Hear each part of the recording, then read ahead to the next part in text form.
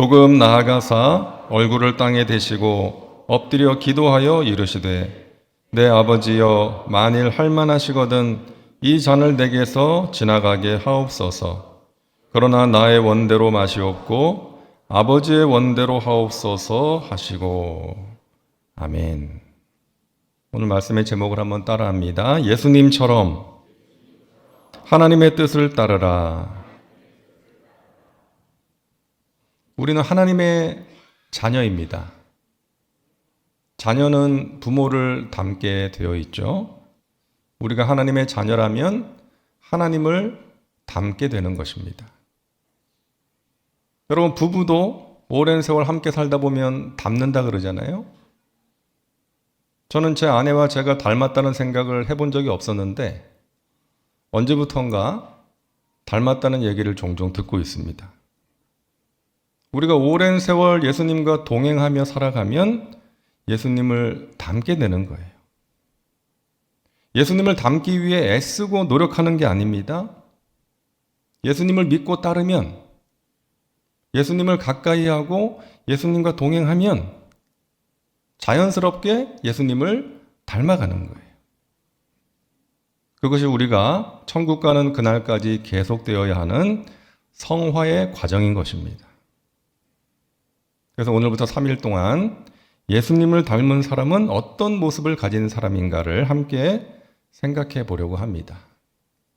특별히 교회에서 직분 맡은 분들은 예수님을 닮을 리더가 되는 것을 목표로 삼고 기도하시기를 바랍니다. 그럴 때 여러분을 통해서 주님의 몸된 교회가 든든하게 세워질 수 있고 주위 사람들에게 선한 영향을 끼칠 수가 있는 거예요. 자, 예수님을 닮은 사람은 첫째로 하나님의 뜻을 따르는 사람입니다. 마태복음 26장 39절 우리가 잘 아는 말씀이잖아요. 겟세마네의 기도예요. 예수님께서 십자가의 길을 가시기 전에 땀방울이 핏방울이 될 정도로 간절하게 올리신 기도죠. 나의 원대로 마시옵고 아버지의 원대로 하옵소서. 예수님은 하나님의 뜻이었기 때문에 십자가의 길을 가셨습니다. 고통스러운 길, 가기 힘든 길이었지만 하나님 아버지의 뜻이었기에 그 길을 가신 거예요. 베드로가 예수님을 잡으러 온 사람들에게 칼을 빼서 막 휘두르니까 예수님께서 이렇게 말씀하시죠. 베드로야, 너는 내가 12군단 더 되는 천사를 동원해서 저들을 물리치고 이 길을 가지 않을 수 있다는 것을 모르니? 하지만 그렇게 하면 나를 이 땅에 보내신 하나님 아버지의 뜻을 이룰 수가 없잖아. 그래서 내가 이 길을 가는 거야. 그러니까 그 칼을 집어넣어라. 이렇게 말씀하셨죠. 예수님 말씀하신 그대로 예수님께서는 12군단 더 되는 천사를 동원해서 사람들을 물리치고 십자가의 길을 가지 않을 수도 있었지만 자신을 이 땅에 보내신 하나님 아버지의 뜻을 위해서 인류 구원이라는 사명을 위해서 그 길을 가신 것입니다. 그런데 주님의 자녀된 우리는 아버지의 원대로가 아니라 나의 원대로 하옵소서라고 기도할 때가 있지 않습니까? 내 계획대로, 내가 원하는 대로 하옵소서, 해주시옵소서라고 기도할 때가 있다는 거예요. 사랑하는 여러분, 우리는 예수님처럼 하나님의 뜻을 따라가야 할 줄로 믿습니다. 내 뜻과 내 생각, 내 욕심과 야망이 아닌 하나님의 뜻을 따라가야 되는 거예요. 제가 말씀드린 적이 있는데 어느 목사님의 이야기를 들었습니다. 이 목사님이 부교육자로 사역을 하다가 어느 교회 담임 목사로 부임해서 가게 됐어요. 그래서 이야기를, 교회에 대한 이런저런 이야기를 들어보니까 한 200명 출석한대. 그래서 첫 번째 주일 예배 설교 때 설교를 하면서 우리 400명을 목표로 달려갑시다 라고 선포를 했대요. 새로 부임한 젊은 목사가 패기 있게 외치니까 성도님들이 좋아하셨대요. 근데 며칠 후에 새벽에 기도를 하는데 하나님께서 말씀하셨대요. 너 무엇을 위한 400명이냐? 무엇을 위한 400명이니? 그 주님의 말씀 앞에서 자신을 보게 됐다는 거예요. 400명이라고 외쳤던 그 목표가 하나님을 위한 것도 아니었고 교회를 위한 것도 아니었대. 자기 속에 있는 어떤 야망이 동기가 되었다는 것을 깨닫게 된 거예요. 내가 부임해서 목회를 잘하니까 교회가 이만큼 성장했다. 교인들이 늘어났다. 그것을 사람들에게 보여주고 싶어서, 자랑하고 싶어서 그렇게 했다는 것을 하나님께서 깨닫게 하셨다는 거예요. 그래서 그 다음 주일 예배 때 또 선포했대요. 400명 취소합니다. 우리가 하나님을 사랑함으로 예배하고 세상의 영혼들을 사랑함으로 전도하면 하나님께서 우리 교회를 부흥하게 하실 것입니다. 자신의 그 어떤 야망이 동기가 되었던 것을 성도님들께 솔직하게 고백하면서 그렇게 이야기를 했다는 거예요. 여러분, 우리가 사실 많은 경우에 이 목사님과 같을 때가 있어요. 자신을 드러내고 싶어 합니다. 자기 욕심을 위해서 구하기도 합니다. 예수님은 낮아져서 섬기셨는데 높아지기를 구하고, 예수님은 어려운 이웃들을 돌아보고 나누라고 하셨는데 내가 더 가지는 것만을 구할 때가 있다는 것이죠. 여러분, 솔로몬이 나중에는 하나님을 버리고 타락했지만 처음에는 그의 기도가 하나님의 마음에 맞았다라고 말씀하고 있잖아요. 자기 자신을 위해서 구하지 않고 하나님께서 맡기신 나라와 백성들을 위해서 구했기 때문이었죠. 저와 여러분의 기도가 하나님의 마음에 맞는 기도가 되기를 간절히 바랍니다. 그럴 때 하나님께서 우리가 구하지 않은 것까지 기쁨으로 더해 주실 거예요. 하나님, 제가 하나님의 뜻을 따르는 사람이 되게 해 주세요. 내 생각이나 내 감정 따라 살아가는 사람이 아니라 하나님의 말씀대로 사는 사람이 되게 하여 주시옵소서. 2007년에 이 터키 말라티아라는 지역에서 사역하던 틸만이라는 독일 선교사님이 있었는데 과격 무슬림의 손에 의해서 아주 잔인하게 살해되는 사건이 일어납니다. 이 무슬림이 의도적으로 접근을 했어요. 성경을 배우겠다 그러면서 이 선교사님한테 의도적으로 접근을 해서 아주 잔인하게 죽였어요. 이 선교사님의 장례식이 끝나고 나서 어느 터키 언론의 기자가 이 사모님한테 물었어요. 당신 남편을 죽인 사람을 어떻게 하고 싶은가요? 그때 이 사모님이 이렇게 대답을 했어요. 제 남편을 죽인 사람이 제 남편이 무엇 때문에 이 땅에 왔고 제 남편이 전하고자 했던 예수님이 누구신지를 알았다면 제 남편을 죽이지 않았을 것입니다. 몰라서 그랬기에 저는 그 사람을 용서합니다. 터키 사람들이 충격을 받았어요. 이슬람 문화는 똑같이 갚아주는 것이거든요. 누가 나한테 해를 끼치면 똑같이 보복하는 것이 이슬람 문화인데 용서한다 그러니까. 자기 남편 죽인 사람을 용서한다 그러니까 어떻게 저럴 수가 있는가? 저 사람이 믿는 예수는 도대체 누구인가? 충격과 관심을 갖게 된 거예요. 그래서 어떤 기독교 칼럼니스트가 이런 글을 썼어요. 1000명의 선교사가 1000년 동안 하지 못한 일을 했다. 그런데 며칠 후에 딸이 와서 묻더래요.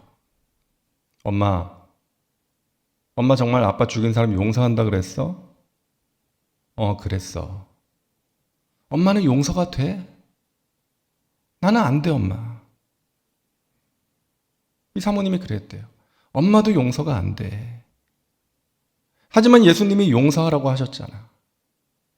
우리는 우리의 생각이나 감정대로 사는 사람이 아니라 예수님 말씀대로 살아야 되는 사람이잖아.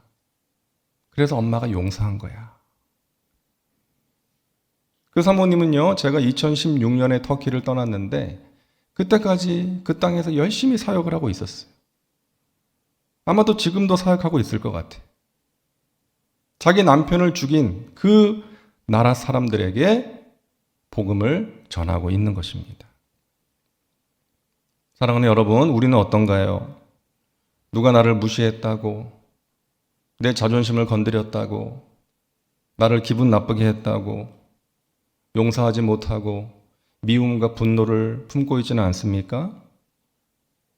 우리는 우리의 생각이나 감정대로 사는 사람이 아니라 하나님의 뜻대로 사는 사람들임을 기억하시기를 바랍니다.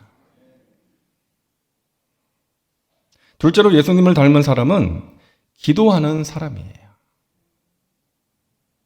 예수님은 십자가의 길을 가시기 직전까지 하나님의 뜻을 따르기 위해서 기도하셨어요. 그 기도가 있었기 때문에 주님의 뜻을 따를 수가 있었습니다. 십자가의 길을 가실 수가 있었어요. 그리고 평소에도 한적한 곳으로 물러가셔서 기도하시는 습관이 있으셨습니다. 누가복음 6장 12절이죠. 이때 예수께서 기도하시러 산으로 가사 밤이 새도록 하나님께 기도하시고. 여러분, 기도는 영적인 호흡입니다. 우리가 숨을 쉬지 않으면 육신의 생명을 유지할 수 없는 것처럼 기도하지 않으면 영적인 생명력을 잃어버려요.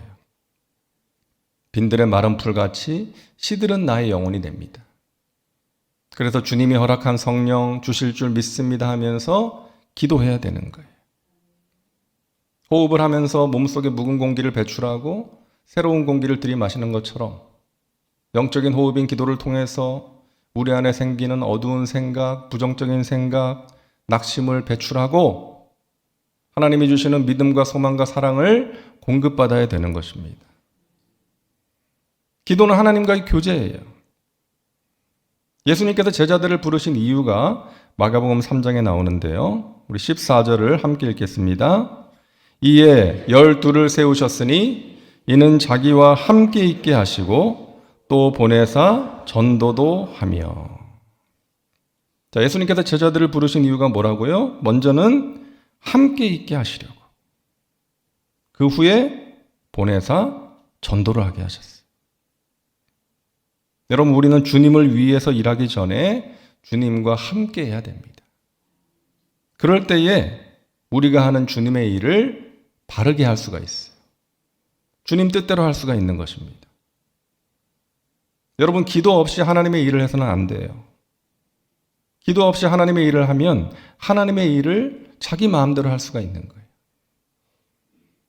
하나님을 직원처럼 대하는 사람이 있고 하나님을 사장님처럼 대하는 사람이 있습니다. 하나님을 직원처럼 대하는 사람은 자기가 하나님께 막 명령하고 자기가 원하는 것을 해달라고 지시해요. 하지만 하나님을 사장님처럼 대하는 사람은 하나님께 결제받고 하는 거예요. 여러분, 우리는 무슨 일을 하든지 하나님께 결제받고 한다는 마음가짐으로 해야 될 줄로 믿습니다. 우리는 그분의 종이요 일꾼이기 때문이죠. 그럴 때 하나님의 뜻대로 바르게 주님의 일을 감당할 수 있고 그런 우리를 통해서 주님께서 영광을 받으시는 것입니다. 특별히 영적인 리더는 이끄는 자이면서 따르는 자예요. 누군가를 이끌기 전에 하나님을 따르는 사람이 되어야 합니다. 성령의 인도하심에 민감하게 반응해야 돼요. 그러기 위해서 기도해야 됩니다. 누구보다 더 깊이 더 많은 기도를 드려야 되는 거예요. 마귀가 여러 가지 방법으로 리더들을 공격하지 않습니까? 얼마 전 우리나라 군에서 이 지휘관 어깨에 붙이는 초록색 견장을 다 떼기로 결정을 했어요. 없애기로 결정을 했습니다. 러시아와 우크라이나 전쟁을 통해서 결정했어요. 지휘관들을 노리잖아요. 저격수들이 지휘관들을 노리고 또 지휘관들이 있는 건물에 미사일을 쏴가지고 지휘관들을 죽이잖아요. 그 지휘관 한 명이 죽으면 타격이 크기 때문입니다. 여러분, 마귀도 마찬가지예요. 영적인 전쟁도 마찬가지예요. 마귀가 리더들을 노리고 집중적으로 공격합니다. 교역자, 장로, 권사, 안수집사, 지구역장, 교회학교 교사, 이 사람들이 넘어지면 교회의 타격이 크고 하나님의 백성들에게 타격이 크기 때문이에요. 그러므로 우리는 마귀에게 당하지 않기 위해서 늘 깨어서 기도해야 될 줄로 믿습니다. 우리가 기도를 통해서 경험할 수 있는 귀한 은혜 가운데 하나는 주님께서 우리의 마음을 만져주시는 거예요. 조금 전에 우리가 찬양했던 것처럼 마음이 상한 자를 고치시는 주님을 체험할 수가 있는 것입니다. 상처받은 마음, 두려워하는 마음, 미워하는 마음, 무기력한 마음을 만져주시는 주님. 그 주님을 경험할 수 있는 것이 우리가 기도할 때 경험할 수 있는 귀한 은혜인 것입니다. 마음을 다스려 주시는 거예요. 예수전도단에서 사역했던 문희건 목사님이 이야기를 드린 적이 있는데 신학생 때 예수전도단으로 부르심을 받고 헌신하게 됐어요. 처음에는 부름받아 나선 이 몸 어디든지 가오리다 하면서 기쁨으로 열정적으로 사역을 했대요. 근데 결혼을 하고 아이가 생기면서 또 경제적인 어려움이 찾아오면서 하나님과 사람들에게 섭섭한 마음이 들더랍니다. 기도도 하기 싫고 말씀 묵상도 잘 안 되고 지난 주일에 우리가 보았던 엘리야처럼 영적인 침체 가운데 빠진 거예요. 그런데 하루는 그렇게 기도 시간에 탄식 같은 기도를 드리고 있는데 하나님께서 이렇게 말씀하셨대요.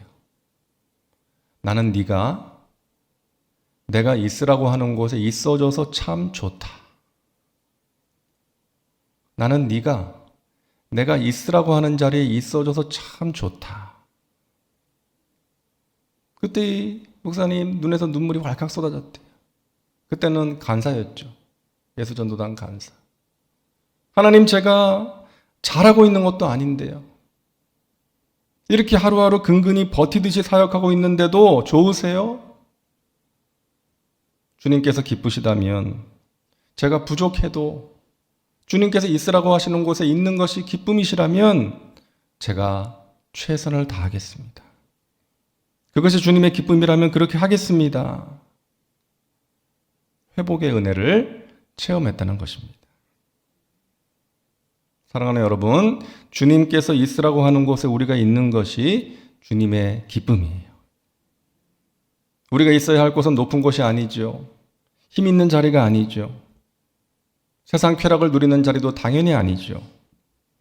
낮아져서 섬기는 자리, 기도의 자리, 예배와 봉사의 자리, 주님께서 저와 여러분을 부르신 그 자리인 것입니다. 그 자리에서 주님의 기쁨이 되기를 원하며 묵묵히 그 자리를 지키며 헌신하는 것을 주님께서는 기뻐하시는 거예요.